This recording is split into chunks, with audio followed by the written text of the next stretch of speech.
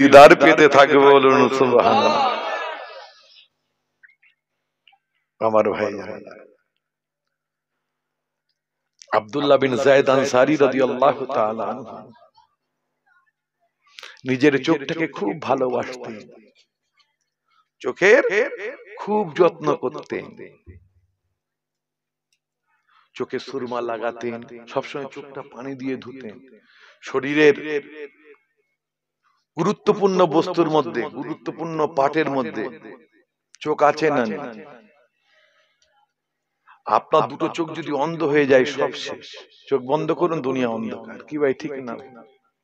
চোখের মতো বড় নেয়ামত কিছু নেই।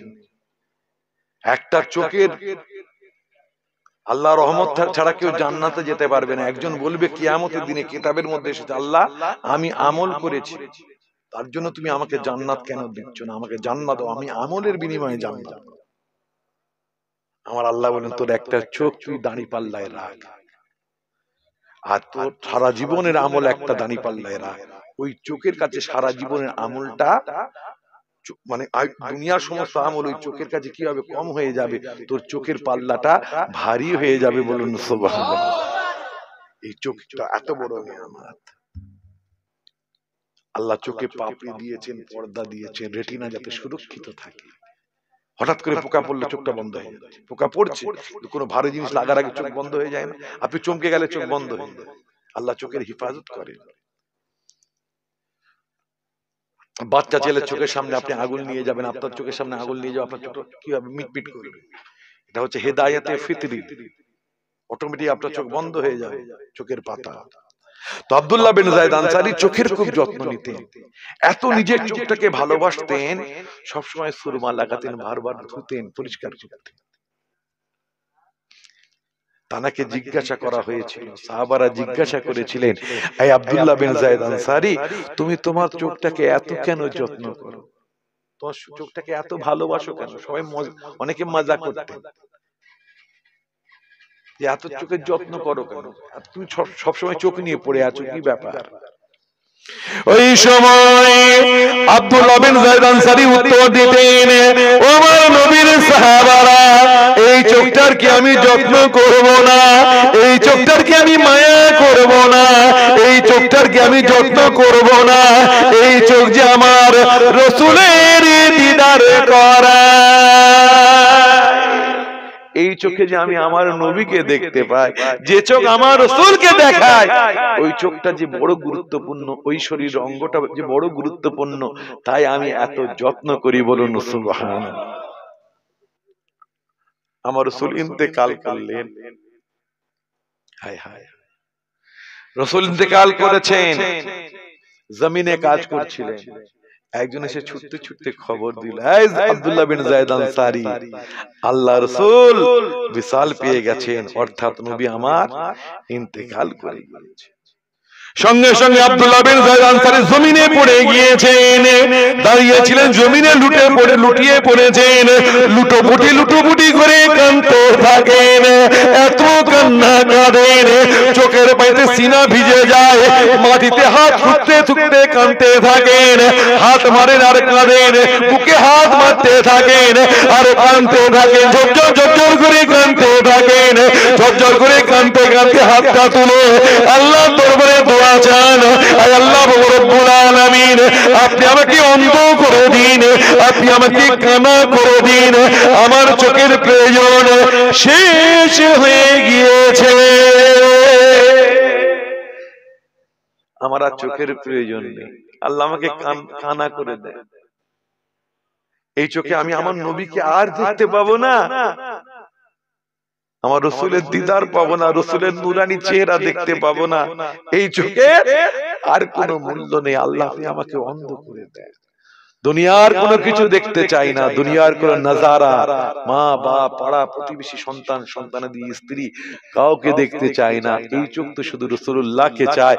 রাসূলুল্লাহকে যখন দেখতে পাবো না, আল্লাহ আমার চোখের কোনো প্রয়োজন নেই, আপনি এবার আমার চোখকে অন্ধ করে দেন। মুস্তাজাবাতুদ দাওয়া ছিলেন, দোয়া চাইলে আল্লাহ দোয়া কি করতেন? কবুল করতেন। আল্লাহ অন্ধ করে দিলেন।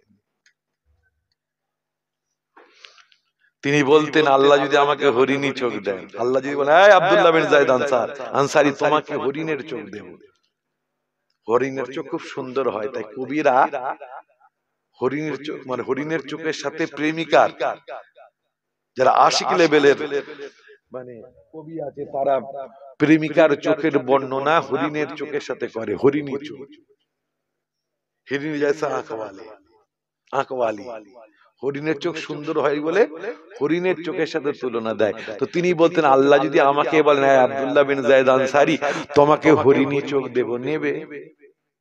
আমি আল্লাহকে বলবো আল্লাহ ওই চোখে কি আমার হাবিবকে দেখতে পাবো? ওই চোখে কি আমার নবীকে দেখতে পাবো? হ্যাঁ আল্লাহ যদি ওই চোখে আমার চোখে যদি আমার নবীকে দেখতে পাই তাহলে চোখ দাও, না হলে আমার চোখের কোনো প্রয়োজন নেই। কি মোহাব্বত, কি ভালোবাসা আমার ভাই জানে না। দরুদ শরীফ পড়লে নবীর দিদার পাওয়া যায়, महत्वपूर्ण इबादत। जवान যুবকরা নবীর দিদার পেয়েছে হুজুর কেবলাদের সোহবতে, আমার মনে আছে। আপনার আমার পীর মুর্শিদ মুফতি আজম কুদওয়াতুস সালিকিন জুবদাতুল আরিফিন আফতাবে শরিয়ত মাহতাবি তরিকত আলা হযরত মেজলা হুজুর পীর কেবলা রহমাতুল্লাহ আলাইহি ইন্তেকালের কিছু মাস আগে বাড়িতে রয়েছে। আমাদের বাড়িতে হুজুর থাকতেন, আমাকে তো চেনেন, পীর আল্লামা নুরউদ্দিন সিদ্দিকী রহমাতুল্লাহ ছোট ছেলে, গুনাহগার হাকির ফকির মিনহাজউদ্দিন সিদ্দিকী। তো হুজুরের শরীর অসুস্থ, কয়েকটা জওয়ান যুবক ছেলে হুজুরের কাছে গিয়ে পায়ের কাছে দাঁড়িয়ে ঝরঝর ঝরঝর করে কাঁদছে। ইয়াং ছেলে, 17, 18, 20, 25 হবে বয়স। আমি তাদের কান্না দেখে বললাম তুমি কি তোমরা কি হুজুর কেবলার খুব সোহবতে ওঠা বসা করতে নাকি, খুব আসা যাওয়া করতে? হুজুর কেবলার সাথে তোমাদের এত মোহাব্বত ছিল, এত কাঁদছো যে? তারা বলেছিল আমরা বেশি আসি না। তাহলে এত কাঁদছো, এত মোহাব্বত কি করে হলো? ওই সময় তারা বলেছিল ভাইজান আমরা একদিন ফুরফা শরীফে এসেছিলাম, দাদা হুজুর কেবলার মাজার জিয়ারত করে দরবার শরীফে মেজলা হুজুর কেবলার দরবার শরীফে গেলাম। হুজুর কেবলার সাথে দেখা করব বলে হুজুর কেবলা দরবার শরীফে বসেছিলেন, তক্ত বসের উপরে বসেছিলেন, বারান্দায় দহলিজে বসেছিলেন, খুশমিজাজে ছিলেন। আমরা গিয়ে হুজুর কেবলাকে সালাম দিলাম, আসসালামু আলাইকুম। হুজুর কেবলা পাঁচ জবানে উত্তর দিলেন ওয়ালাইকুম আসসালাম। সালামের উত্তর দিয়ে বলেন বাবা তোমরা আমি আবু জাফর আমার হাতে মুরিদ হবে? হুজুর কিন্তু কাউকে চট করে বলতেন না, যেই সালাম দিয়েছে হুজুর কেবলা বলছেন বাবা তোমরা কি আমার কাছে মুরিদ হবে? আমরা একটু থতমত খেয়ে গেলাম, ভাবলাম যদি মুরিদ হই তাহলে সিনেমা দেখা যাবে না, অল্প বয়স সিনেমা দেখা বন্ধ হয়ে যাবে, গান বাজনা শোনা বন্ধ হয়ে যাবে, মিথ্যা কথা বলা যাবে না, দাদা পীরের আওলাদের হাতে হাত দিয়ে আর কত মুরিদ হব আর হুজুরের কথা শুনবো, এটা হয়? চিন্তার মধ্যে পড়ে গেল। চিন্তা করলাম না মুরিদ হব না, আবার চিন্তা করছি বিয়াদবি হবে। দাদা পীরের কলিজার টুকরো 20টা হাদিসের কিতাবে সনদপ্রাপ্ত ব্যক্তি মুফতি বাংলা আসাম আলা হযরত মেজলা হুজুর পীর কেবলা নিজের জুবান মুবারক দিয়ে বলছেন বাবা মুরিদ হবে, না বলে দেব? মনে মনে ভাবলাম বলে দি, মুরিদ তো হয়ে যায়, আমল করি না করি হুজুরকে দেখতে যাব, মুরিদ তো হয়ে যায়।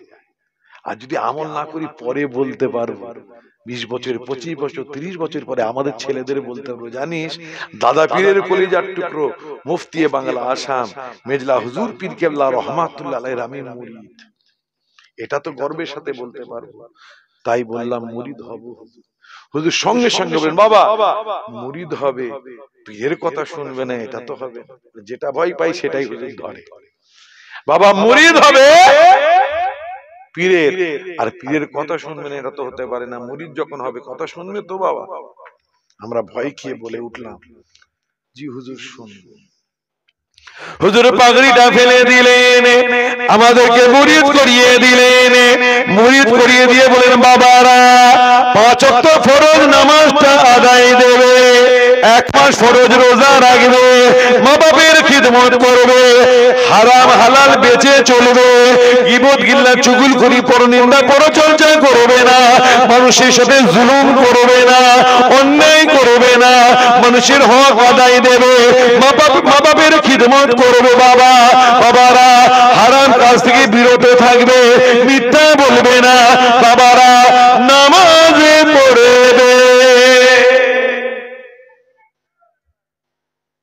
এই লোক জলসার জন্য 5 ওয়াক্ত নামাজ পড়বে। বাবা যা ভাই খেয়েছি তাই।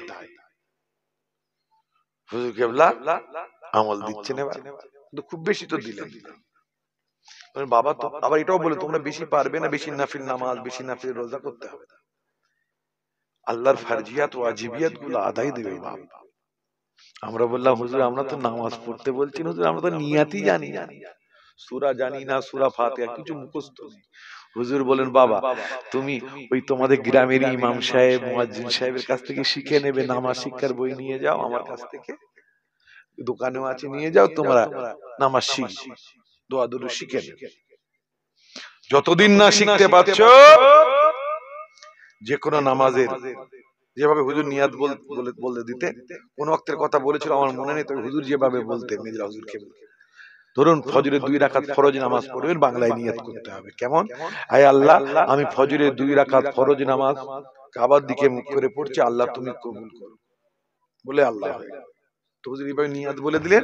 আর বললেন, বাবারা যতক্ষণ সানা পড়তে সময় লাগে সুবহানাল্লাহ সুবহানাল্লাহ পাঠ করবে, যতক্ষণ সূরা ফাতিহা পড়তে সময় লাগে সুবহানাল্লাহ সুবহানাল্লাহ পাঠ করবে, যতক্ষণ একটা ছোট্ট সূরা তেলাওয়াত করতে সময় লাগে সুবহানাল্লাহ সুবহানাল্লাহ পাঠ করবে, সুবহানাল্লাহ সুবহানাল্লাহ পাঠ করবে, রুকুতে যাবে সুবহানাল্লাহ সুবহানাল্লাহ, সাজদায় যাবে সুবহানাল্লাহ সুবহানাল্লাহ, আত্তাহিয়াত পড়তে যতক্ষণ সময় লাগে সুবহানাল্লাহ সুবহানাল্লাহ, দরুদ ইব্রাহিম দোয়া মাসুরা পড়তে যতটুকু সময় লাগে সুবহানাল্লাহ সুবহানাল্লাহ পাঠ করে সালাম ফিরিয়ে নেবে। বাবারা আমি আবু জাফর দোয়া চাই, আল্লাহ রাব্বুল আলামিন তোমাদের সুবহানাল্লাহ নামাজকে কবুল করে নেবে। আরেকটু জোরে আল্লাহর কাছে দোয়া চাই, আল্লাহ তোমাদের সুবহানাল্লাহ নামাজকে কবুল করবে। আর বাবারা তোমরা বেশি আমল করতে পারবে না, ঈশান নামাজের পরে হুজুর দরুদ শরীফের আমল দিলেন, আল্লাহুম্মা সাল্লি আলা সাইয়্যিদিনা মাওলানা মুহাম্মাদিন নবিয়্যিল উম্মি ওয়া আলিহি ওয়া সাল্লিম। 100 বার মুহাব্বতের সাথে দরুদটা পাঠ করবে। যদি কোনো কিছু মালুম হয়, কিছু যদি বুঝতে পারো, অন্য কাউকে কিছু বলবে না, আমি তোমার পীর, বাবা আমাকে বলবে। কাকে বলবে? আমাকে বলবে, অন্য কাউকে বলবে।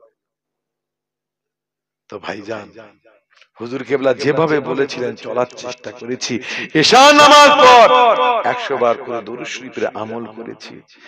কিছু মালুম হলে বলতে বলেছিলেন, বলবো কি করে, হুজুরের তো শরীর খারাপ, আর হয়তো বলা হবে না, হয়তো আর পরে এসে দেখাও পাবো না, হায়াতে আর পাবো না, হয়তো মনের আশা মনে রয়ে গেল, তাই কাঁদছি।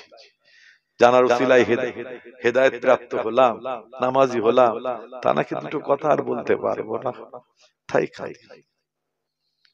আমি বললাম, ভাই কি মালুম হচ্ছে বলো? না বলা যাবে না। আমি তো ছেলে রে ভাই, পোতা, তুমি আমাকে বলো না, কোনো অসুবিধা নেই। বলছে না বলা যাবে না, হুজুরের নিষেধ আছে। আমি জোর করে ধরেছি, আমি ওনার নাতি পোতা, তুমি আমাকে বলো। বলছে না, খাতরাই পড়ে যাবো, বিয়াদবি হবে। যা হবে হবে, আমি বুঝে নেবো, আমি তো পোতা, তুমি বলো না।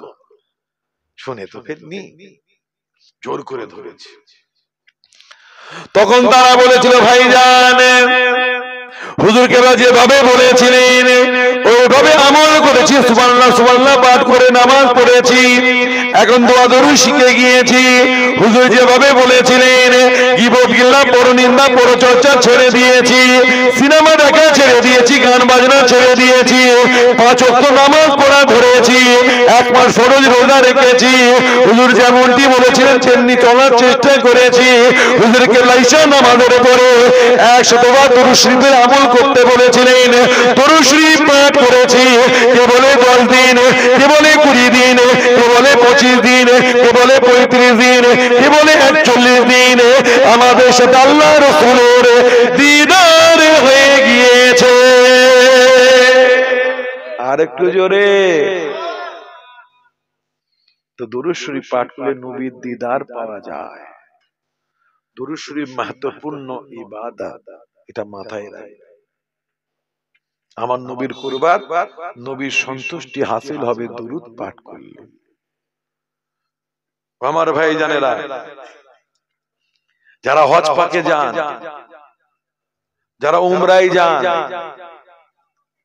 যাওয়ার নিয়াত করছেন সাধারণ মানুষ, আপনাদেরকে যারা নিয়ে যায় ট্রাভেলস ওয়ালারা, তারা হজের গাইড একটা বই দেয় না? কথা বলে, বই দেয় কি দেয় না? কটা পর্যন্ত হবে? ঠান্ডা পড়ছে, আপনাদেরকে বই দেয় তো, তওয়াফ সাফা মারওয়া সাই করার দোয়া, তওয়াফ করার দোয়া, কত দোয়াই না আছে। যদি মুখস্থ করে আপনাকে হজে যেতে হয় তাহলে আর হজ হবে না। জীবনে মুখস্থ হবে না, এত মোটা বই, হজ হবে না, উমরা হবে। কিছু যদি না জানেন দরুদ শরীফ পাঠ, নিয়াতটা খালি করবেন লাব্বাইক উমরাতান, উমরা নিয়াত করবেন, হজের নিয়াত করে সাফা মারওয়া সাই সব, তারপরে তাওয়াফ, কিছুই যদি না জানেন, রব্বানা আতিনা এটা তো জানেন, ওটা পড়বেন। কিছু যদি না জানেন সবসময় দরুদ পড়বেন, খালি নিয়াতটা ঠিক রেখে আল্লাহ আপনার উমরা হজ কবুল করে নেবেন। আমি বলছি না, আল কাউলুল বাদী খুলন পেয়ে যাবেন, ইমাম তাহাবির লেখা আল কাউলুল বাদী। সুফিয়ান সাউরি রাদিয়াল্লাহু তাআলা আনহু হজ পাকে এসেছে, এসে দেখছেন একটি ছেলে, জওয়ান যুবক ছেলে, সাফা মারওয়া সাই করছে দরুদ শরীফ পাঠ করতে করতে, মিনা মুজদালিফা আরফা সব জায়গায় দরুদ শরীফ পাঠ করছে।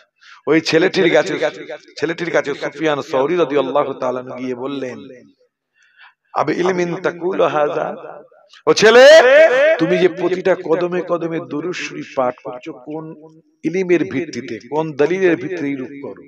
ছেলেটি বলেছিল, মান আনতা, আপনি কে? সুফিয়ান সাউরি বলেন, কুলতু আনা সুফিয়ান আস-সাউরি। সুফিয়ান সাউরি বলেন, আমি হলাম সুফিয়ান আস-সাউরি।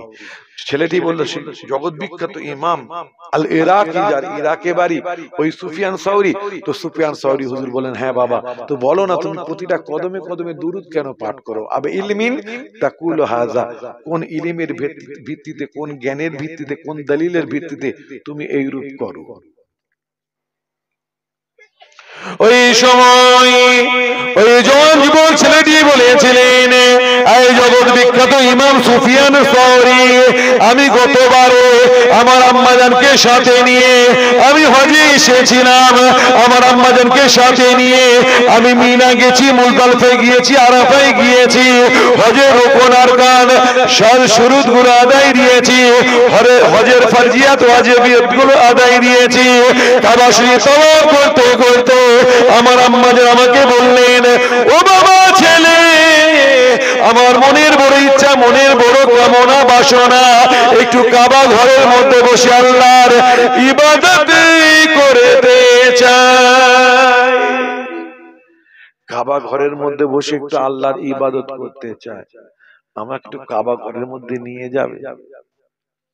তখন ওই সময় ওই দৌড়ে এত লোক হতো না, হজ উমরায় এত লোক হতো না। তো যাদের আল্লাহ তৌফিক দিতেন, এলাও ছিল, কাবা শরীফে ঢুকতে পারতেন, কাবা ঘরের মধ্যে ঢুকতে পারতেন।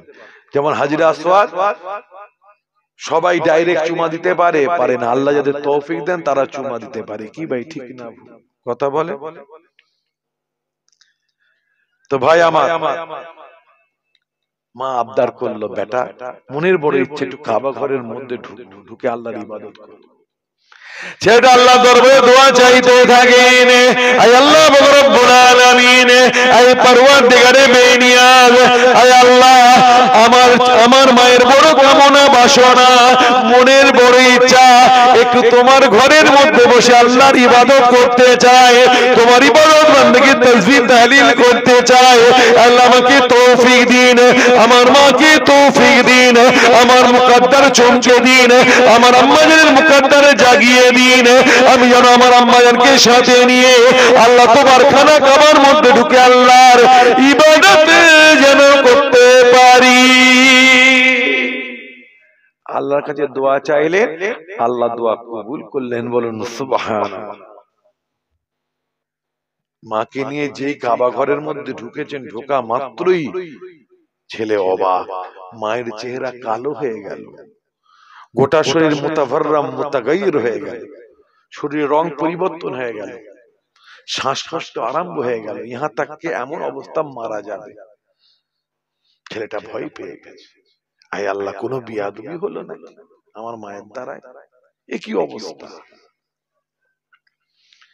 ছেলেটা ঝরঝর করে কাঁদতে থাকে, আয় আল্লাহ, আয় আল্লাহ রব্বুল আলামিন, কি হলো, হায় হায় হায় হায়, আয় আল্লাহ আমার মায়ের দ্বারা যদি কোনো বিয়াদবি হয়ে গিয়ে থাকে, এই হুদুদে হারামে মাথাতে যদি আমার মায়ের দ্বারা কোনো বিয়াদবি হয়ে গিয়ে থাকে, আল্লাহ আমার আম্মা জানকে ক্ষমা করে দিন, আয় আল্লাহ আমার মাকে মাফ করে দেন যদি কোনো বিয়াদবি। আমার সোনার ভাইরা, কত মার্তাবা উমরা করতে পারলেন, ওখানে গিয়ে কত নাফিল নামাজ পড়তে পারলেন, কত ইবাদত বান্দেগি করতে পারলেন, বড় কথা নয়, কত বেশি আদব রক্ষা করতে পারলেন, ওটা বড় কথা। খানা কাবায় গিয়ে যদি বিয়াদবি করে, রসুলের রওজা মুবারকে যদি বিয়াদবি করেন, সব শেষ। ঠিক না বেঠি? খুব সাবধান, ওখানে কে কি করছে তাদের দিকে তালে তাল দেবেন না। কাবা শরীফের দিকে বিয়াদবের মতো পা লম্বা করে বসে আছে, ওই দিকে আপনি তাই করবেন না। দাদা পীরের গোলাম আপনারা করবেন, খবরদার। আমার ভাই জানেরা, বিয়াদবি করলে বিপদ আছে না নেই? আমার রাসূল পাকের মাজারে গিয়ে যদি বিয়াদবি হয়, সব আমল শেষ। আনতাহাবাতা আমালুকুম ওয়া আনতুম লা তাশউরুন, আমল বরবাদ হয়ে যাবে, টের পাবেন, সব শেষ। আম্মা জান আয়েশা সিদ্দিকা মুতাহারা তাহেরা রাদিয়াল্লাহু তাআলা আনহা বলেছেন, রাসূলের মাজার মুবারকে গিয়ে, রাসূলের দরবারে গিয়ে জোরে নিঃশ্বাস নেওয়াটাও বিয়াদবি। ওখানে ফটো তুলবেন নাকি? ফটো তুলতে তুলতে, ভিডিও কল করতে করতে নবীকে সালাম দেবেন, খুব সাবধান, সব শেষ। আমার নবী হায়াতুন নবী, শুয়ে আছেন, জেগে আছেন, কথা বুঝতে পেরেছেন? মনে এহসাস রাখবেন, আমার নবী আপনাকে দেখছেন, আমাদেরকে দেখছেন, তারা হাজিরা দিচ্ছে কি দিচ্ছে না। বলেন খুব বড় কথা বলে, আরে আম মোমেনদের জন্য আমার রাসূল বলেছেন সিয়াসাতটা করুন, পেয়ে যাবে। যদি আপনি যখন কোনো গোরস্থানের পাশ দিয়ে চলে যান, আপনার আমার আত্মীয় স্বজনরা আমাদের পায়ের শব্দ শুনতে পায় এবং সালামের জন্য ইন্তজার করে, আমার ছেলে যাচ্ছে, আমার ভাইপো যাচ্ছে, আমাকে সালাম দেবে। তাই গোরস্থানের পাশ দিয়ে গেলে সাবধানে যাবেন, আপনাদের সালামের আশায় তারা থাকে, তারা চিনতে পারে, সালামটা দেবেন। সামনে দিয়ে চলে যাবেন মায়ের কবরের পাশ দিয়ে, বাপের কবরের পাশ দিয়ে, আব্বা মা নারাজ হবে, আমি দুনিয়া থেকে চলে এসেছি, ছেলে আমার ভুলে গেছে, কবরের পাশ দিয়ে যায়, একবার সালামটাও দেয় না, জিয়ারত ভুলে গেছে, কমবাকদের পাল্লাই পড়ে, বিয়াদবদের পাল্লাই পড়ে, উস্তাকের রাসূলদের পাল্লাই পড়ে, এমন উল্টো পাল্টা শিরকের ফতোয়া দেয়। আমার আম ভাইরা বোঝেন না, নিজের বাপ মায়ের কবরও জিয়ারত করে না, ওলি তো দূরের কথা। কিবা আছে না? প্রথম জিয়ারতের ধুম, হ্যাঁ বাপ রে বাপ, প্রতিদিন, তারপরে জুম্মা, তারপরে হয়ে গেল সবে বারাত। ঈদে হয়, বকরা ঈদে হয় না, কেন গরু জবাই করতে হবে, টাইম নেই ছেলের হাতে। দুনিয়ার পীর সাহেব, হুজুর সাহেব, হযরত সাহেব দোয়া চাইলে কবুল হতে পারে, নাও হতে পারে। তোমার মা বাপ দুনিয়াতে থাকাকালীনও যদি দোয়া চাই, দোয়া কবুল, দুনিয়া থেকে চলে যাওয়ার পরেও দোয়া কবুল। দাওয়াতুল ওয়ালিদ আলা ওয়ালিদিহি, এখানে বলা হয়নি হায়াতে থাকলে কবুল হবে, মারা গেলে কবুল হবে না বলা হয়নি। তো মা বাপ দোয়া চাইলে দোয়া মুহ সে নিকলি नहीं, উধর কবুল হো গই। বলুন সুবহানাল্লাহ। আল্লাহর আশ কেটে যাবে, দোয়া কবুল হয়ে যাবে, দোয়া মুখ থেকে বার হতে দেরি। তাই মুসাম্বি লেবু, কমলা লেবু পীর সাহেব পীরজাদাদের খাওয়াবার আগে, গাছের ফলটা, প্রথম ফলটা পীর সাহেবদের খাওয়াবার আগে আগে নিজের বুড়ি মা বুড়ো বাপটাকে খাওয়াবে। কথা বুঝতে পেরেছে? বাপ মাকে বড় পীর সাহেব, বড় আল্লাহর ওলি হতে হবে না মাকে। যদি মা বাপ গুনাহগার, খাতাকার, সিয়াকার হয়, তবুও মা বাপ যদি সন্তানদের জন্য দোয়া চায়, দোয়া কবুলই কবুল। বলুন সুবহানাল্লাহ। তো ভাই আমার, বিয়াদবি হলে অসুবিধা আছে না নেই? আছে। মুক্তাসার করলাম। তো যাই হোক, ছেলেটা আল্লাহর দরবারে কাঁদছে, আল্লাহ আমার মায়ের দ্বারা কি বিয়াদবি হলো, কি হলো, এই রকম কেন হলো? ছেলেটা ঝরঝর করে কাঁদতে থাকে। এমন সময় ছেলেটি দেখতে পায় একটা নুরানি চেহারাওয়ালা মানুষ, চেহারা এত নূর, এত নূর, এত নূর। ওই ব্যক্তির চেহারা নূরেতে কাবা ঘরটা আলোকিত হয়ে গিয়েছে। ওই নুরানি ব্যক্তিটা কাবা ঘরের মধ্যে ঢুকলেন, কি সুন্দর চেহারা, নূর আর নূর, তাকানো যাচ্ছে। আমার কান্না দেখে, আমার কষ্ট দেখে ওই নুরানি চেহারাওয়ালা মানুষটি আমার আম্মা জানের চেহারা দিকে ইশারা করে বললেন ফাবিয়াদ্দা, হাতটা লম্বা করে ইশারা করে বললেন ফাবিয়াদ্দা। বলার সাথে সাথে আমার আম্মা জানের কালো চেহারাটা সাদা হয়ে গেল। আবার আমার আম্মা জানের চেহারা দিকে ইশারা করে বললেন ফাবিয়াদ্দা। বলার সাথে সাথে আমার আম্মা জানের কালো শরীরটা, অসুস্থ শরীরটা, অসুস্থ শরীরটা সুস্থ হয়ে গেল। মা সুস্থ হয়ে গেল। আল্লাহর ওই নেক বান্দাটা কোনো কথা না বলে চলে যাচ্ছে। আমি কি করলাম? ছেলেটি বলছে, আমি দৌড়ে গিয়ে লোকটির সামনে গিয়ে দাঁড়িয়ে বললাম, বিয়াদবি মাফ করবে। মান আনতাল্লাযী ফাররাজতা আন্নী, জিসনে মেরা গম কো দূর কিয়া। আপনি কি, যে আমার দুঃখ, আমার কষ্ট, আমার এই মুসিবত হাল করে দিল? ওই ব্যক্তির নামটা একটু জানতে চাই। আয় আল্লাহর বান্দা, আপনার নামটা একটু বলুন, আপনার পরিচয়টা একটু বলুন। মান আনতাল্লাযী ফাররাজতা আন্নী। ওই নুরানি চেহারাওয়ালা মানুষটি বলেছিল, বাবা ছেলে, তুমি কি আমাকে চিনতে পারো না? তুমি কি আমাকে চেনো না? আনা নবিয়ুকা মুহাম্মাদুন সাল্লাল্লাহু আলাইহি ওয়াসাল্লাম, আমি হলাম তোমার নবী, আখির নবী, দিন দুনিয়ার বাদশা, হাবিবুল্লাহ, জনাবে মুহাম্মাদুর রাসূলুল্লাহ সাল্লাল্লাহু।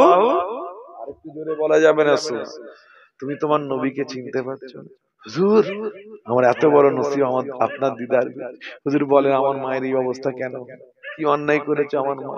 যেই কাবা ঘরে ঢুকলো, মুখ কালো হয়ে যে এরকম শ্বাসকষ্ট আরম্ভ কেন হয়ে গেল, মরণাপন্ন কেন হয়ে গেল?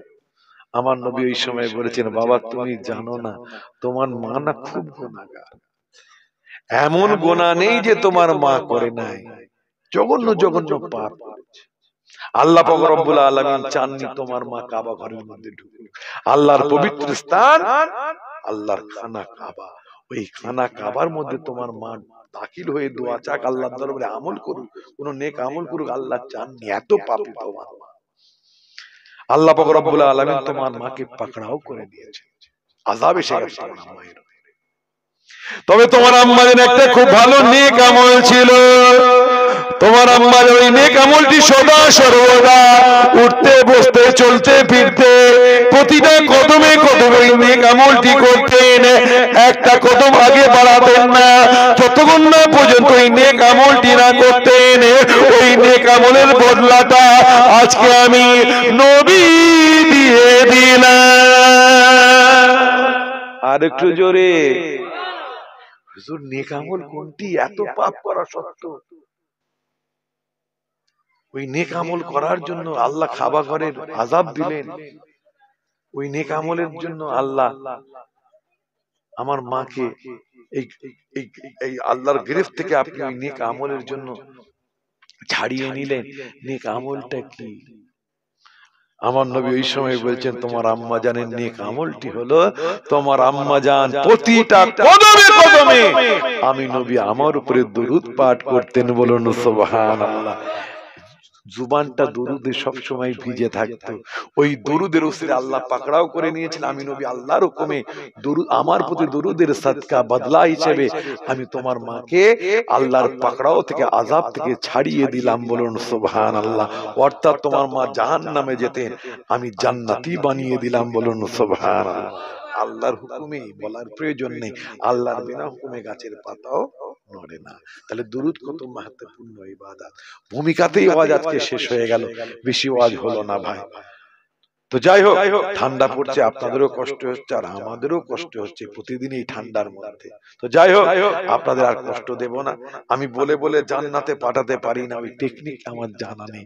তবে আপনাদের বলবো ইনশাআল্লাহ আজকের দিনে সব সময় হাল থাকে না। আজকে আপনাদের বলে যায়, যারা আজকে এই মাহফিলে দান করবেন